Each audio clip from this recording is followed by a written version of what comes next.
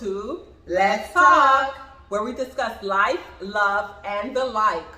So today's video won't be too long because it's just one of those days. But we wanted to discuss September is, Self-Care Awareness Month. And coincidentally, it's also Suicide Awareness Month. Yes. So I wanted to start off with a statement. I actually used this statement, I recited the statement for one of our posts. And it says, the reality of duality is individuality.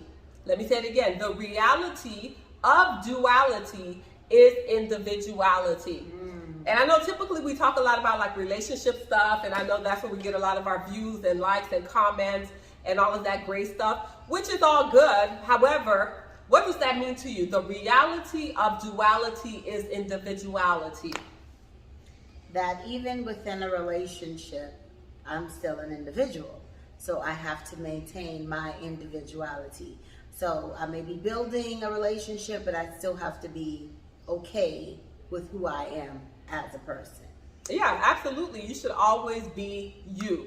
Wherever you go, people should always know this is this person's characteristic. Mm-hmm. This is their traits. So you shouldn't be a foreigner at work, and then when you come at home, unrecognizable. You should always be who you are. Be your true individual, authentic self.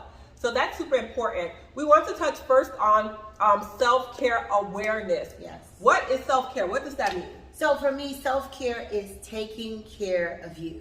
As wives, mothers, we tend to take care of everyone else around us, and we kind of forget who we are or lack the self-care for ourselves. So self-care for me is taking care of oneself. It's like when you're on a plane and they say, even if you have a baby with you, if the air mask fall down, put your own mask on first and then proceed to help those around you.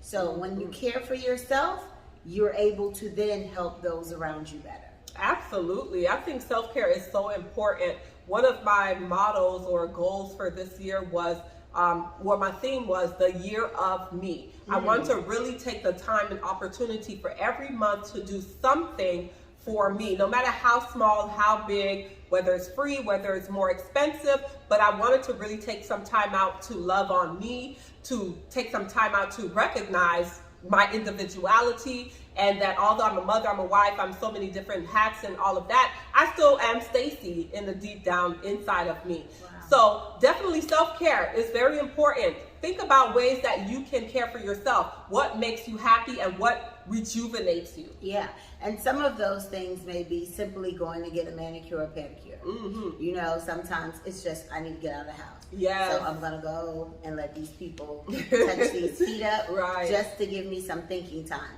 Other times, one thing that I do is usually when I get home, no matter what, if I pick up the kids or not, give me 20 minutes. 20 minutes to just decompress, relax, and get my mind back into, or change transitions hats, if you want to say that. Mm-hmm. So I take some time for myself. And coincidentally, like Stacey, I said this year was about me. So there were a lot of things that I wrote down that I am doing for myself specifically. Normally I take care of everyone else. So I am literally going through a checklist of things this year about me and how I can improve myself. Mm-hmm. So what signs should people recognize to say, okay, it's time for some me time?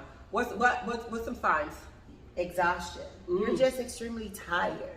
You're aggravated. Things are getting on your nerves quicker than they usually would. Right. Headaches. Some people start experiencing headaches, and it's just the pressure and the stress. Yes. When you start to feel yourself becoming a little depressed, you're overwhelmed, you're sad, and you might just need to take a moment. I noticed a friend of mine lately, she has been grounding herself. So she will literally go outside, no shoes on, just stand outside and relax, enjoy the sun, and just become one with nature. So those are just little things you can do when you start to identify or see these triggers starting to happen, to say, I need to take time for me. Yeah, absolutely. And self-care isn't only for like moms or people who's extremely busy. It's important to teach even your children that self-care is very important. Especially, I know most women that I work with, that I encounter, we're always so busy and on the go. It's always something to do. It's always something running through our minds. It's always something that we have to settle. But it's very important to recognize a lot of those signs, those triggers, those symptoms that may be happening in your physically, body, mentally, emotionally. When you see yourself starting to change a little bit, it's important to recognize that, to be mindful of those changes and for you to do something about it. Because stress it may be cliche, but stress certainly does kill. Yes. So you want to make sure that you take care of yourself. And so I like how you mentioned it's not only women, you want to teach your kids as well. Yeah. And so telling your kids it's okay to take a moment to have some me time. It's okay to be alone in my room for a few minutes just because I want to relax and just not deal with the family. And so a lot of times we don't think kids are stressed out or they need a long time of self-care, but they do as well. So we want to keep that in mind, not only for ourselves, but for our partners as well. They need self-care time. And so being considerate of others is also a form of self-care because you want them to be considerate of you. Absolutely. And there's also a new term, it's called compassionate self-care. Instead of just, doing things, be very intentional with showing yourself compassion. A lot of times we're doers for others. Like, we'll make sure this person is fed, this person is straight, this person is all right, this person's bills paid, this person is made it to their soccer team on time. So we'll take care of others and we'll be so compassionate and tender and loving and gentle towards others, but we treat ourselves like trash.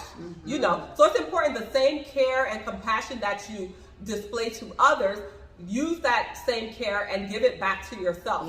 So be very compassionate. We talked about grace on one of our videos, showing being graceful to your friends. Those are things that you should also give to yourself. Especially in this season right now, we have so much going on. Everyone is so highly stressed. A lot of emotions are running high. And so we just want to take time for ourselves. We just need to take time to decompress. You just need to take time to ground yourself so that you are the best you that you can be.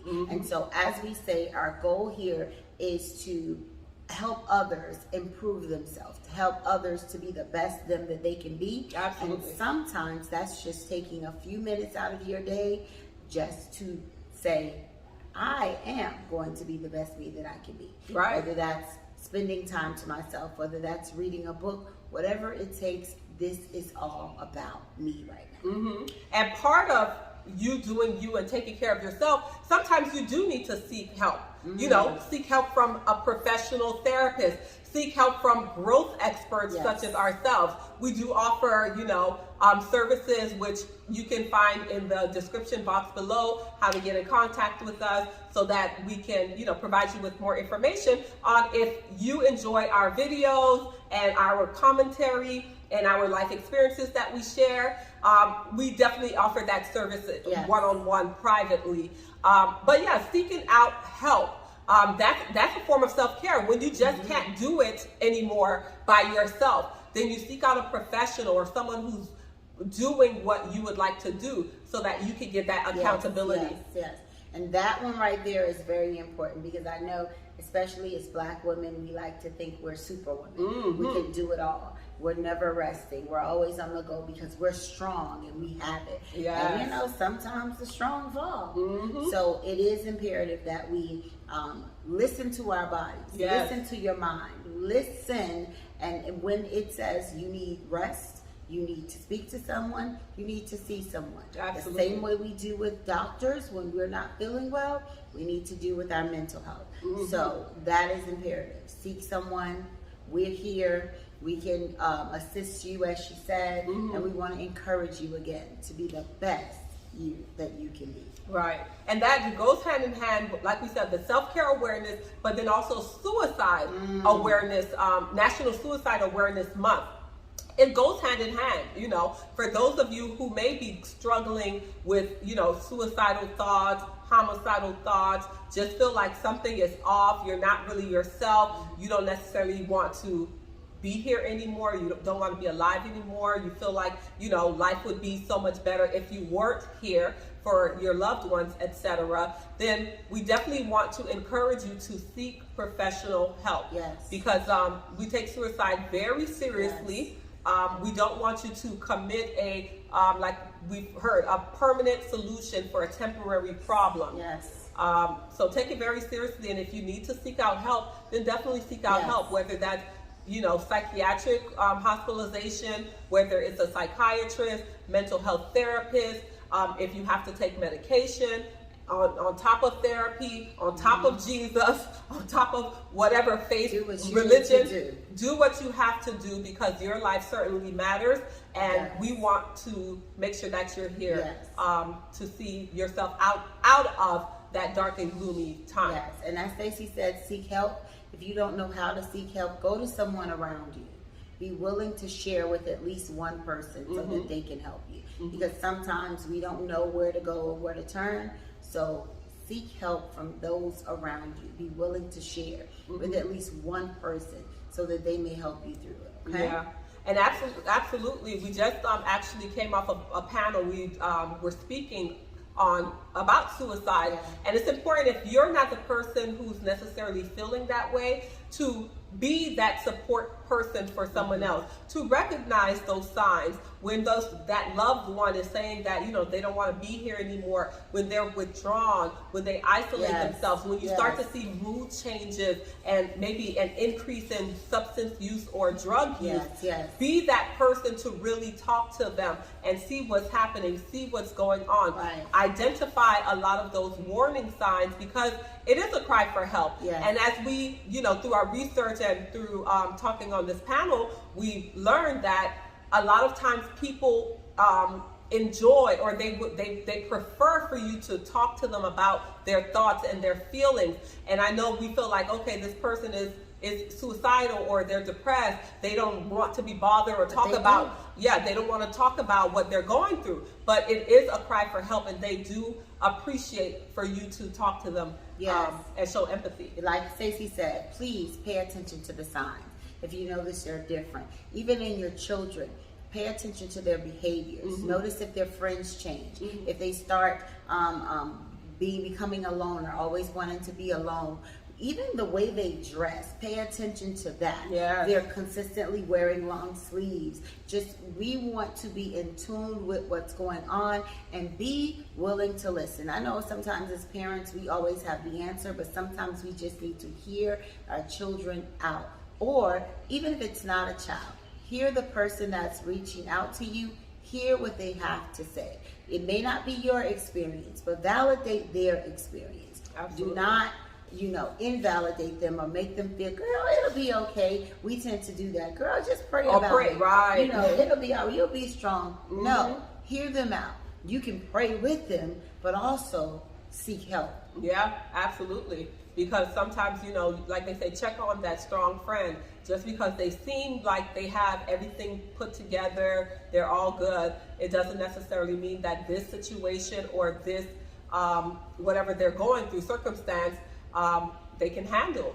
And I was looking for the National Suicide Prevention Lifeline number as I was looking down. It's 1-800-273-8255.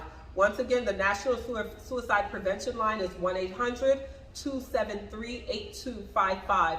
So if you or someone you know is experiencing any suicidal ideations or talking about they no longer would want to be here or killing themselves, we definitely want you to reach out to that hotline.